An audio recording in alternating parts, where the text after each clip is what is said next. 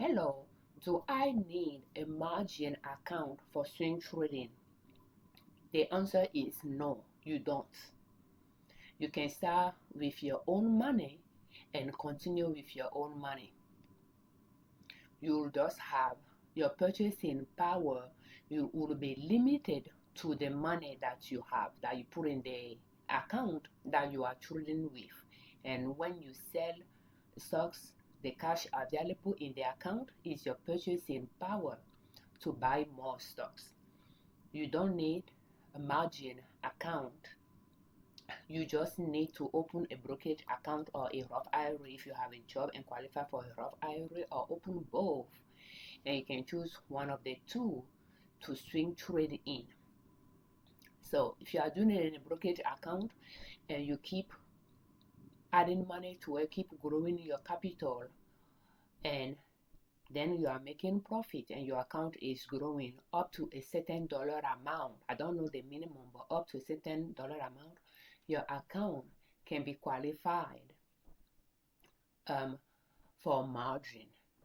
And I don't know the specific, but yeah, brush your teeth first. I don't know the specific, the minimum required to be qualified for it, but I just know that in our own account, I started seeing it last year. And I think when you are swing trading, you are buying and selling often, could trigger that as well. Because I never noticed it before until last year when I was buying and selling every few days, that I noticed it, that pop up that our account was qualified for margin, was something like that, but I didn't activate it. And I said see that for a while, and as later I went to the setting to look for it, the rate is 12%. 12% for how long, I'm not entirely sure, but you can read what margin is. Even though the account is qualified for it, I don't use margin. So pretty much margin is a loan you get from your brokerage firm to buy stock with, and they have some requirement. For instance, if you have a specific your account has specific value, cash and stocks that you repurchase, they might allow you to, they might pretty much lend you or make available to your disposition as a margin, half of that value. I think that's the what they gave us. So half of that value, so that you can buy more stocks, more than the cash you have available, because they are taking into consideration the your stocks and the cash available as well. So that gives you more purchasing power, but there is a risk to it. When you are buying stocks with your own money, you will sell the stocks when you are satisfied with the profit you earn in it, and it's good enough for you, and you want to sell it and lock in those profits. If it's negative and you know that stocks will go higher over time, you could leave it in your portfolio until it becomes positive for you to sell. But when you are borrowing money to um, to purchase stocks, there is a minimum a minimum maintenance requirement that you have to have, value that you have to have in your portfolio. If the value goes below that, it could be 30%. I'm not entirely sure if that varies per account, but if the value of your account falls below that threshold, they will let you know to add more cash to the account to bring it up, or to sell, or to sell some stocks to stay within, to pay back some of the loan, because you are going to pay back the loan with some interest. So, and if you do not make any decision, then they will step in and sell some stocks to get some of their money back. So, and it may not necessarily be the stocks you are willing to sell right away. So, to illustrate that, they gave us some example here. We are on ChartSwap. Because I use ChartSwap account, I want to the account to pull an example from it. So for instance, if you have $5,000 and you purchase stocks with it, and later your stocks and they didn't use a year later. So that means you kept that stocks in your portfolio for that long. At least I thought it was because I was buying and selling every few days that activated that margin things, but but like now I'm not seeing it anymore, because even earlier this year when I'm about to buy stocks, they will show me my purchasing power and it's more than the money I have in the account. But recently I'm not seeing that, so I assume we don't meet that margin requirement, and because I've been keeping the stocks for many months in my portfolio before I sell it. So maybe it's falling into investment category rather than trading category. That's why I'm not seeing that maximum purchase requirement, or because I use most of our cash available to buy stocks and they are in stocks, they are not in cash form. Maybe that's why I'm not seeing that purchasing power being more than the cash available, because when I'm about to buy stocks, they will show me the cash available, not more than that. So I don't really know the logistic around it, and I don't really want to find out, since I'm not interested in borrowing money from them to invest. It just put more risk to it. The higher the risk, the higher the reward. You just have to see the risk you are willing to take and be satisfied with a risk you can manage. You can sleep at night and not making impulse decision, but calculated decision, and be comfortable in your skin. You don't have to do it like everybody else or somebody else, but do what you are comfortable with. I am more I'm more risk adverse. I take action carefully.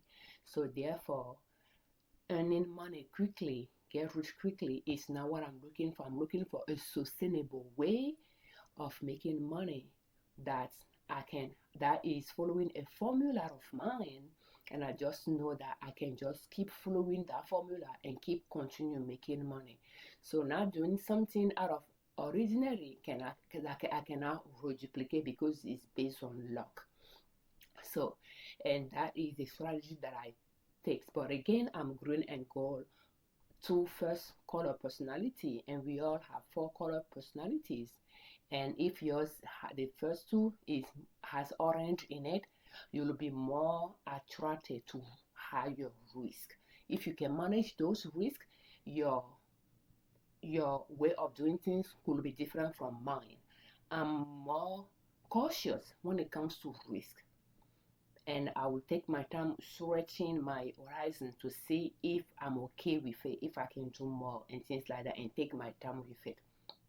So, and that is pretty much what I'm recommending, but it may not work for everyone. It may not work for you. If you like more risk, you can stretch it forward high, more than what I'm sharing, and that will be okay. Whatever you are okay with in your skin.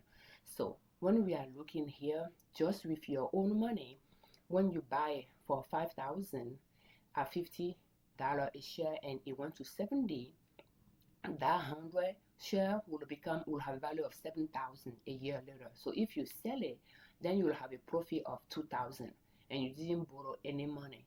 So you have your 5,000 and your 2,000 additional. So when your account qualify for a margin and they give you margin, 50% margin or so, it will be like, well, you can buy stocks with 5,000. They can give you up to 5,000 additional for you to buy stocks. So if you end up and use it all, and you buy 200 share of stocks, 100 share with your own money and 100 share with theirs at $50 per share, then you'll have 10,000. Your purchasing power went from 5,000 to 2,000 to 10,000. So if the stocks went up $70, let's see, $70 a share later, again a year later, so that means you can have, the way I'm reading this is, even if you are borrowing money you can have it for that long. So for a year it went to 70, and it just keep going up. So therefore that 30% value maintenance to have in the account is maintained. So when you sell it, that 200 share will give you $14,000 revenue. 5,000 will go to you as your original capital. 5,000 will go to your brokerage firm. So that 10,000 will come out of it. You'll have 4,000 profit, gross profit, and you'll pay them their fee on that margin, and then you'll have 3,600 left as profit. So by using a margin instead of 2,000 profit, using your own money, doubling that capital with their margin, you make an additional 1,600 out of that. So you didn't double your profits because you pay them their fee. You made an additional 1,600. So it's like a 40% gain, an additional.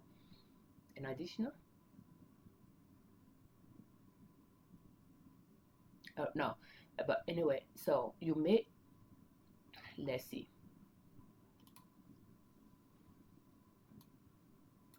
if you make $2,000 over 5,000, it's 40%. If you make 1,600 over 5,000, it's 32%. So you make 40% on your 5,000, you make 32% on their 5,000.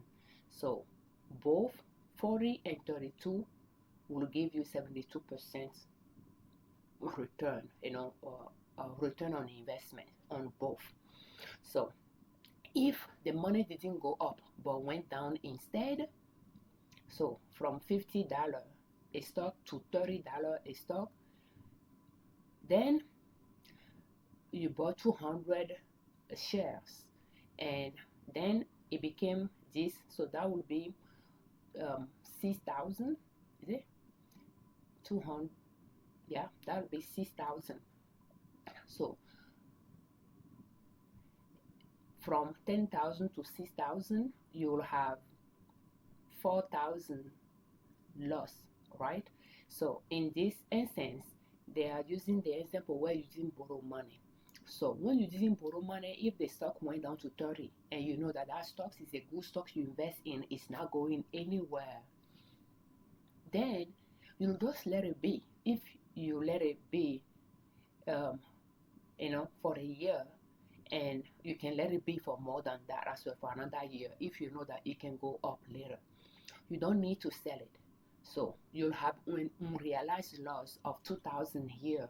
From $50 to $30 drop, that's $20 loss per share there.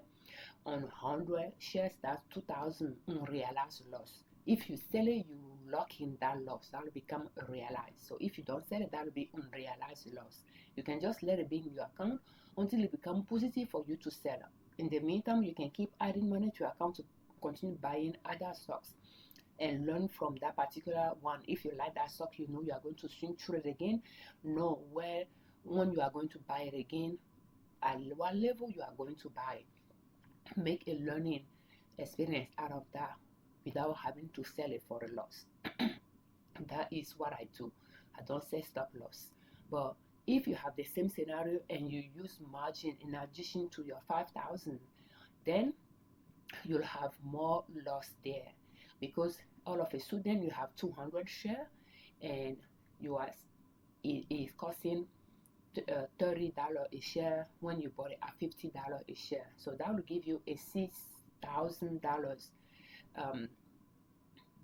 unrealized.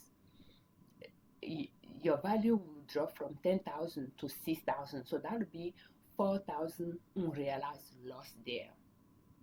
So when you have that 4,000 unrealized loss, if the minimum maintenance value, if that 30% is not maintained, the brokerage firm will ask you to add money to the account to to raise it to that minimum value maintenance requirements for that to be met, or to sell some stocks to pay them some of their loan back, to to again meet that requirement. And if you end up selling that stock for a loss, then you lock in that 4,000 loss. So if you do that, so you have your 5,000 that you are going to pay them back. So if you sell 10,000 stocks at 6,000, you pay them their 5,000. So it will leave you 1,000. You are going to pay them another 400. It's going to leave you 600 out of there. So out of your 5,000, initial 5,000 that you use, you can only get 600 back from it. You will lose 4,200 or something like that. So 4,400 out of that. So you'll notice that you start your account with 5,000, you'll end up having 600 left in it if you use margin and it goes south. So that is the downside of it. And you'll notice that the loss here is higher than the profit here. So that is the risk involved. So you are going to see the risk and the reward and the loss to see which one is higher and make your own decision. When I'm looking at it as the reward here is not higher than the loss here. If it does not go as planned to have this reward, the loss that comes out of it is higher. So that is something to consider as well. But then when I'm comparing when you are just using your own money, when you have this profit here, and when it goes sour, you have the choice now to sell it or to sell it and lose this. And again, what you are going to lose here, if you sell it, you lock in that profit, your 5,000 will decrease by 2,000, leaving you 3,000. So 3,000 in this essence versus 600 in this essence that you are using a margin. So those are the loss in each side, whether you are using margin or not. So I don't use margin and I don't recommend it. You just start with your own money and just go from there. And they give you more information on those risks involved. That is better you diversify your portfolio and have a backup plan, and not spend all the margin that they give you, not spend all that money. So, but again, it's up to you to make your own choice. I'm not teaching you get rich quick scheme. I'm not telling you that, oh, invest $100 and make $1,000 out of it. Those things can happen, but it's just not a sustainable way of trading. There will be some trade that if we go to, I have some stocks that I have not sold, they are still in my portfolio. If we go to our profit rates here, there you'll notice it. I have 0.75 profit for some, 3% for some, 16 for some, 1% for some. So it varies. So if we are looking and I'm scrolling, you will see we have different, profit rates. And here for some stocks that it went through a merger and they sold it for us. And today we are going to analyze Google, and you can see the last time we traded, that was the return on investment we have on it as well. So it varies. So let's go to our next phase here. We are going to analyze Google today to see if it is good for us to buy today or not. And to do the chart analysis, we are going to use maximum daily chart. So we for our swing trading strategy, we use a long option line swing trading strategy, and that consists of tracing long option line passing by the valley or the bottom of the chart, the higher lows, and we select the ones that we are comfortable buying on, and we compare where the price is to any one of those valley line. We compare what the price is to where we will want to sell it, all-time high. So today is December 17, 2025. We are analyzing before the market opens. The price is on the S-axis. No, the date is on the S-axis from the past to the present, and we have the price on the Y-axis from 0 up. So when we are looking at Google, yesterday it closed on green. The price at the end of the day was higher than the price in the morning when the markets open. But when we are looking at it, it's closer to all-time new high than it is to where we want to buy. So therefore, today is not a buy. And again, when we are looking at Google, we purchased it around this line here, right there, and it pulled back on us. We didn't sell it. We just let it be, and we remain in it for this time frame, because every single bar on the maximum daily chart is a daily time frame. So buying it around March this year, it took us all the way to May this year before we start seeing a positive, and shortly after, it seems it's still positive here. So in fact, it took until May we are still, so about 2 months we are negative in it before we start seeing a positive in our account, all the way to a new high somewhere here, and shortly after we sold it and we lock in that profit. But again, it continued higher. So we don't know if it's not going high and now we'll continue back down. We are not entirely sure, but we sold it there, and by holding it and around here could be in August, but by selling it there, if we come back to our record, we bought it in March for 164, and we sold it in August for 207 and $42 profit per share, and we pay a fee of a penny, and that gave us $25, a 25% of return, or $2,000 for all the shares that we sold. So, and we have now found a way to get back in yet, because again, those are where we want to buy. So thank you so much for watching our videos. Thank you for your time. Thank you for all your comments, and thank you very much for subscribing to our channel. I'm Afiavi, Liberman, creator of Liberman Consulting L.L.C YouTube channel, and ninasoap.com, our blog. On our channel and on our blog, we share different ways to save money and different ways to make money to reach your financial independence, where you do not depend on an employer to provide for your family. And swing trading is one way to make money. Just start small and grow your account from there.